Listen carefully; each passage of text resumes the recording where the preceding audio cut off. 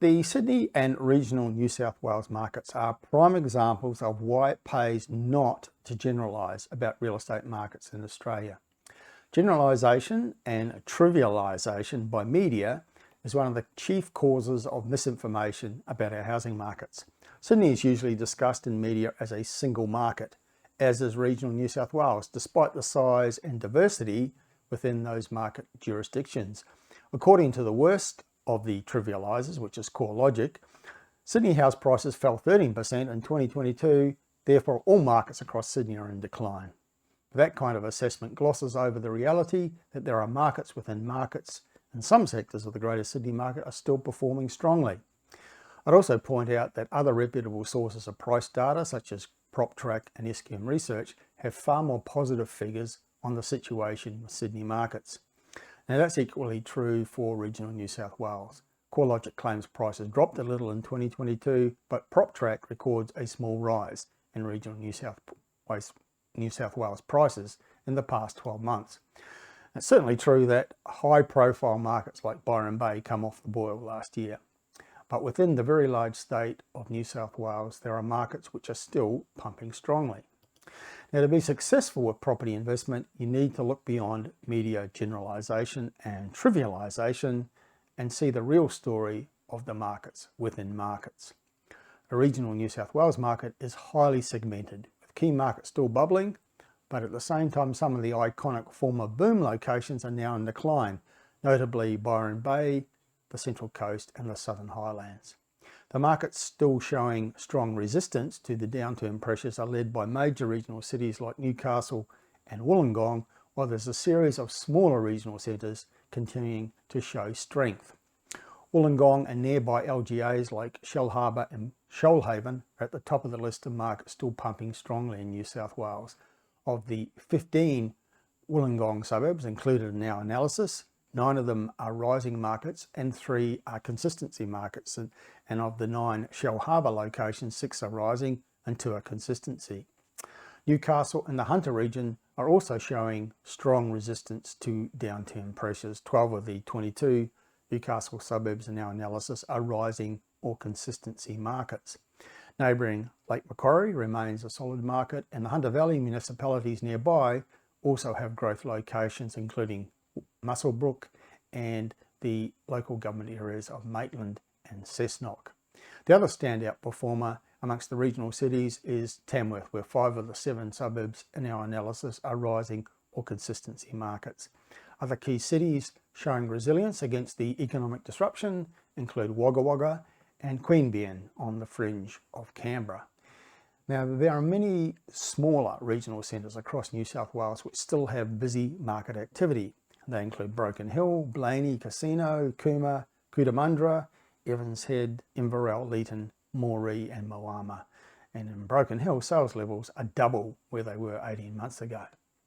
Now, turning to the Sydney market, Sydney's partial recovery from its market trough is continuing, with a small rise in the number of suburbs classified as rising or consistency markets in our latest analysis.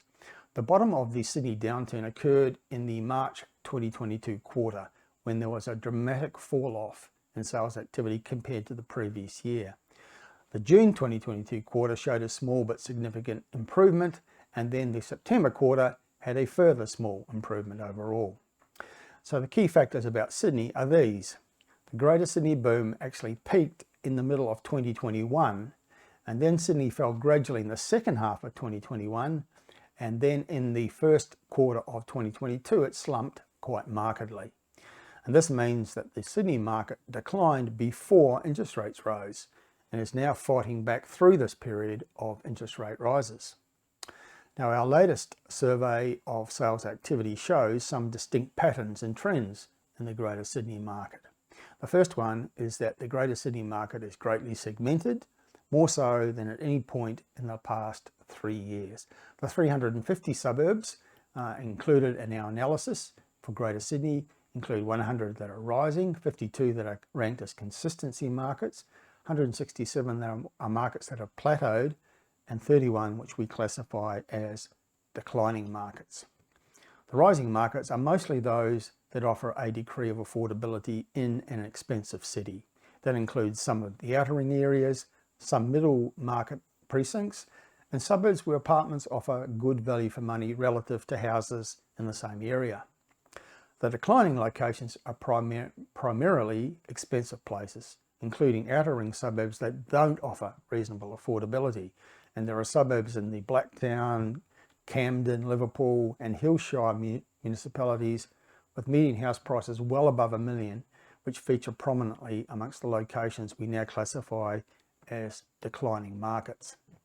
But those same local government areas include rising markets, and overwhelmingly these are the suburbs with median house prices well below $1 million. Now, affordability is relative, and it's notable that some of the strongest parts of the Sydney market are middle market areas with house prices in the range from $1 million to $1.5 million and apartments that are priced at well under $1 million. Increasingly, there is demand for apartments in these locations, as well as inner city areas such as the Inner West and the Sydney City municipalities. The standout market in Greater Sydney is the Canterbury Bankstown LGA. Of the 23 suburbs in our analysis, 17 of them are rising or consistency markets. The most stark areas of decline in the Greater Sydney market are the top end areas.